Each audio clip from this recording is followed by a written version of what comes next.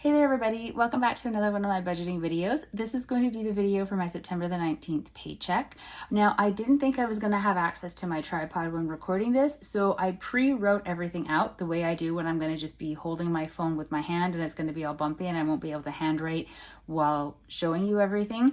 And then I ended up getting my tripod.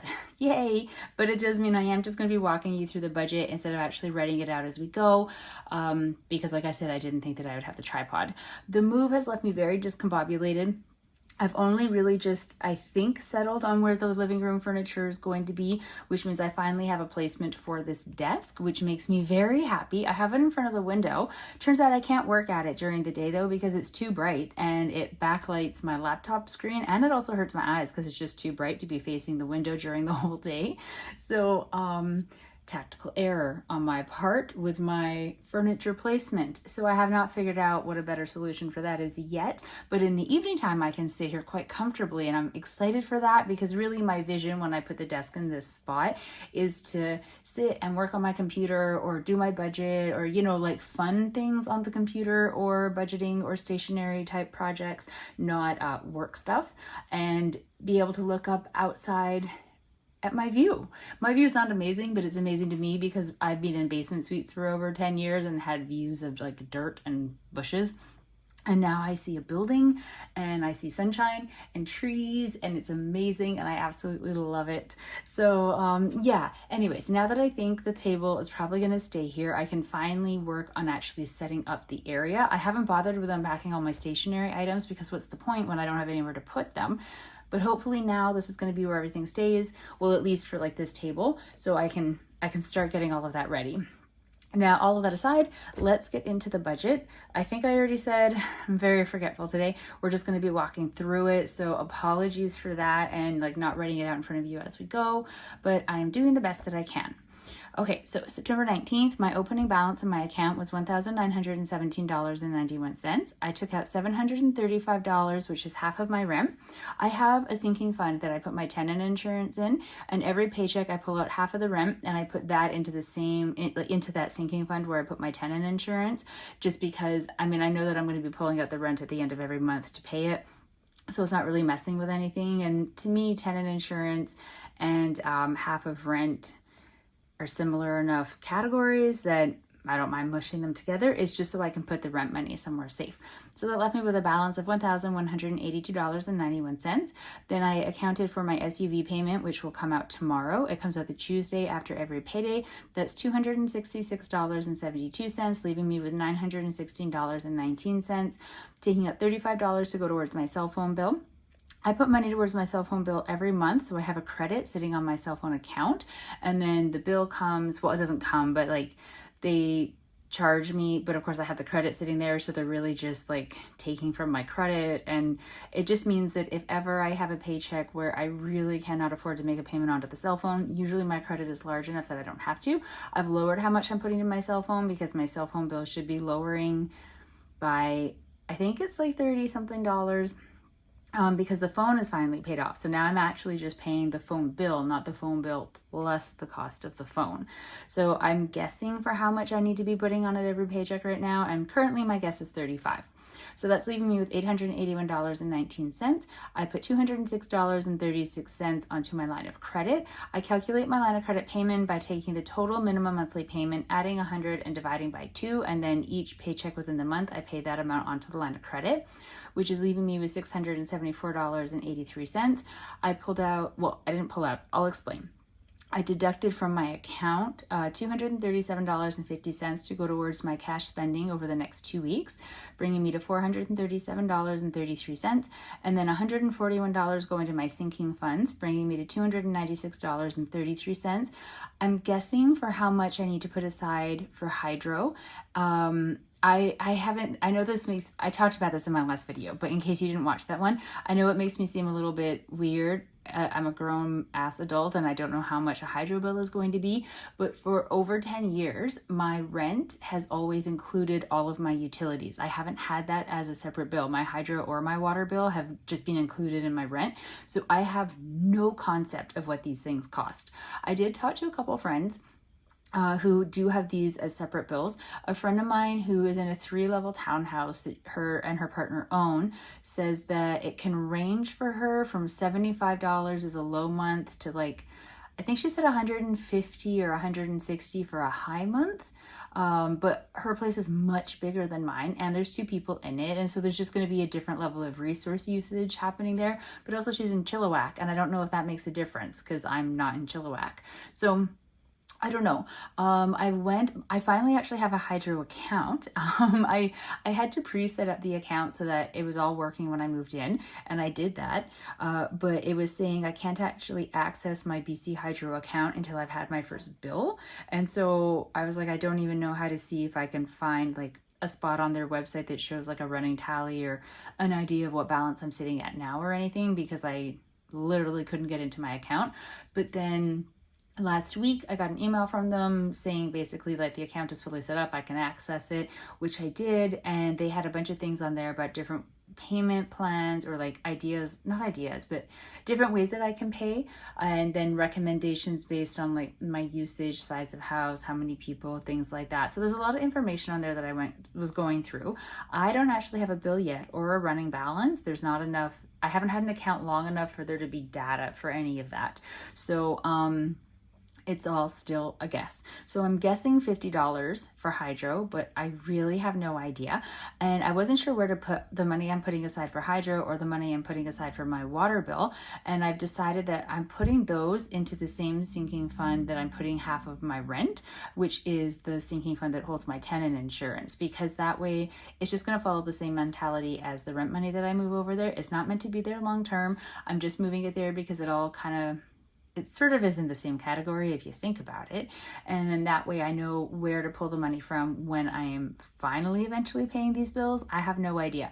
And I'm just going to have to keep track myself of how much in that account is hydro, how much in that account is water, how much in that account is actual tenant insurance, and how much is half of my rent. And then, okay, so after the $50 for hydro, leaves me with $246.33. And then my water bill is supposed to be $32.50 because it's based on the size of my apartment. I haven't actually had to pay that yet either. So I pulled out $32.50, put it into the same account as the half of rent, leaving me with $213.83, which seems ridiculous. I feel like something has very much gone wrong. Part of it will be because I didn't pull out the full amount for my grocery and household category for my cash spending because I'd already done my grocery shopping for the week, so I didn't have to account for it in like this number. But I don't know why I have so much money left over, and it's freaking me out, and I'm not sure what I've missed. Now you might be looking at this and going, well, you didn't pay your Neo bill and you didn't pay your Visa bill, but let me explain. Well, there's so many different things to have to explain. You know what? Let's start with the normal stuff, the sinking fund explanation and the cash, and then I'll get on to all the extra stuff. So my sinking funds, car insurance, $70, tenant insurance, $16, tech, $15, travel, dragon boat, presents, and emergency fund are all getting $10, which is a total of $141, which is where that number came from. And then cash, striker 35, groceries and household 60, fund 60, miscellaneous 25, physio 37.50, transportation 20, which is $237.50, which is where that number came from. Now you may notice Stryker has not had money deducted out of here. His money's gone. I actually overspent in his category. So I had talked to you in the last video about my damage deposit from my old apartment and how I had it, and I was trying to think of like the smartest way to use the money, how best to just, you know, utilize it. I decided that I was going to be putting it as a payment onto the Visa card because I had multiple charges on there that were all household related to having to get this place set up. And so I just thought, move it over. Normally, any extra money I like to put as a payment onto my line of credit, but I don't want to have two debts growing, which is what is going to happen if my Visa doesn't get under control while I'm still paying off my line of credit, because they're both going to be getting charged with interest. So I really need to be taking care of the Visa card while still somehow paying off the line of credit. So I just decided the damage deposit, the money is going onto the Visa card, and I'm going to have to figure it out from there. So the Visa doesn't have charge showing on here because I just took the money from the damage deposit and put it onto the Visa card, and I have a separate note about that. So right here, $423.57 paid to the Visa. It's the remainder of the damage deposit. Now the money that, so Striker, sorry, I know I'm all over the place. Striker had $45.53 before. And then I couldn't tell you off the top of my head what I purchased. It's food? I'm sure it was food. His food's pretty expensive. Let's go with food. Oh, food and a new scratchy thing. So I bought him those. It went over his amount of money. So I covered how much he went into the negative by the damage deposit because they were sitting in the same account. And then before I could dare risk something like that happening again, the remainder of the damage deposit money, so it was $650 when it started. It got down eventually down to $423.57. Now, not all of that was towards the cat. I had purposely used some of it previous pay days or like previous pay periods to go towards purchases for things for the house or the apartment, I suppose. So I had $423.57 left over. So I've paid it over to the Visa so that it is doing its job and I can't accidentally, or easily pull from it to cover something else and use it as like a safety net. The safety net is gone. It is paid a bill. Now, some other things of note, my WordPress, I have a blog. I know I don't write in it nearly as much as I should. So every time the bill renews, which is once a year, and I think about how little I write in that blog, I'm like, should I really keep it? But I own the domain and I don't want to lose it because I always have hope I'm going to start writing in it again. So my renewal of $134.40 got charged to my Visa. Was not expecting it, but that's my fault. But I have that tech sinking fund account that I put $15 into. So that's what part of that money goes to. So it paid off. It paid that exact amount to the Visa card. So like the WordPress is paid off. On, excuse me. On my Neo credit card, I'm the social committee for my Dragon Boat team. So I come up with various like social type activities for the team to do.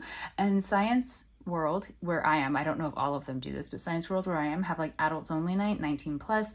There's alcohol, and I like the stuff is kind of a little bit more zoned towards, I guess, adults. I've never actually got to go to one, but so I put it out to the team asking if they were interested. They have one on October the 30th. It's going to be all Halloween themed. You can dress up in costume if you want when you go, and 8 people said yes.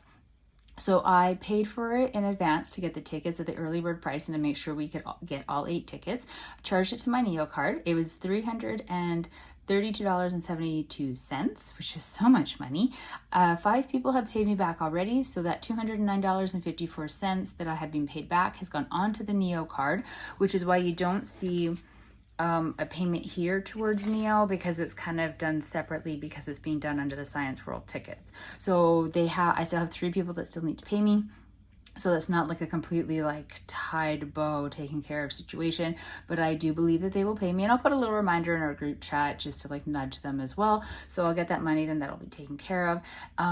Because I'm very bad at dividing out charges on credit cards. I can't tell if I have another charge on there from like something of mine. I should, but it might not be showing yet, because like the last time I looked, the only charge on there was from the Science World tickets. So maybe before the end of the month, the actual charges that are mine that'll get charged on there will appear. I mean, they should. That's how that works. It's not like they're just not going to charge me. So I will take care of that with the next paycheck. But yeah, so those are sort of like my special notes. The Science World tickets for Neo, that amount paid to the Visa. So that's why you're not seeing Neo or Visa in this line of things in my budget, because they're paid for, but they're being paid for in other ways. I mean, you understand. I don't know how to explain it. I don't think it needs a further explanation than that, because you just saw the explanation. So this is my budget for the September 19th paycheck. Just put all of this down. I really don't know. That 213 is freaking me out. I'm assuming it's because I didn't have to make a payment from this money to the Visa or from this money to the Neo. And also because, like I had said, I only put $60 towards my grocery and household versus $120. So that means less coming out of there to go there. That's the only thing I can come up with. Now for the cash, I have been struggling with figuring out how to deal with the cash spending, because I don't want to use the Wealth Simple prepaid MasterCard anymore, because in my opinion, it's a flawed system. I don't like it. it was just causing me so many balancing errors. So there's like $5 and change left on that card. I'm leaving it there for now, but I'm not putting any more money back onto that card. So I basically felt like I was starting these sort of brand new, because wherever I put the money is going to be going, you know, somewhere new. But I don't actually have anywhere to put it. So right now it's still sitting in my regular bank account, in my checking account. I know that I have spent all of the money from the category of fun because I went to a VIP movie with a friend, and so it was $28 for the ticket, and I don't remember the exact amount off the top of my head for like the junk food and the drinks. I got these little mini donuts, lovely, but it was quite pricey. So it basically used up my whole $60 in fun category, which is unfortunate, but you know, I knew what I was getting into. And then I haven't used money from any of the other categories. So I'm just sort of leaving it in the bank account right now. I don't want to go back to cash, but I'm actually kind of wondering if maybe I should go back to cash for everything except for like very specific categories, like maybe physio and miscellaneous, so that I always have some digital money that I can access if I need to do something online or like tapping to pay for something. I could just use the miscellaneous money to pay for it and then pay that category back if it really should have come out of, say, like Striker's money. Do you know what I mean? And then physio, because I always pay for my physio appointments just by tapping my phone. I don't even know if they take cash, so I don't know. But right now it's just sitting in my regular bank account, and I'm just keeping I was gonna say keeping tabs on how much I've spent, but except for the fun category, I haven't spent anything. So I haven't actually kept tabs. I just will, in theory, keep tabs if I buy something. So I don't know. I still don't have a great solution for this. I'm still brainstorming slowly, very slowly, trying to figure out what solution I like the idea of. I don't know. When something comes to me, I'll let you know. For now, I'm just going to try leaving it in the regular bank account and keeping a bit of a running tally of how much I have for the different categories, and maybe always being in a little bit of fear of not having enough money will mean that I don't spend as much. I'm not really sure. I was thinking about putting the money onto, say, like my Neo card and tapping my Neo card for all of these types of purchases. So kind of using it like the prepaid MasterCard, except of course it's not the prepaid, but I wouldn't do that right now, even if I was set on that was going to be my solution, only because I do have that that balance sitting on the card from the Science World tickets. And I will get confused if I have a balance on the card, plus I'm using it for things like this, and then trying to cross-reference and make sure everything gets paid off. I clearly don't have a strong history at like keeping track of things like that. So I don't know anymore if that's a good idea. I mean, having said that, I don't use my Neo card for very many things. So maybe on the times I do use it to pre-buy tickets for the team, I could figure out a way to make it work. But again, that's a not decided if that's going to be how I fix the problem type of a thing. So it's not really my conversation to be getting into details about yet. But there we go. That is my budget. I hope it all makes sense to you. It's weird to me that it balanced and I didn't need any help from my mother. It's weird to me how much money is left over in my bank account. I'm really trying to figure out, racking my brain over here, what it is I have missed. But I really can't think of anything. So if you think of something, if you looked at that and you're like, girl, you are clearly missing this category, please let me know. I want to thank all of you for hanging around, especially if you've been waiting and I haven't been uploading anything and you still stuck here. I'm very appreciative of that and of your patience. I hope to get a little bit back more on track with the timing of my videos and my uploads and whatnot. I will talk to all of you in the next video. Stay safe, everybody. Bye.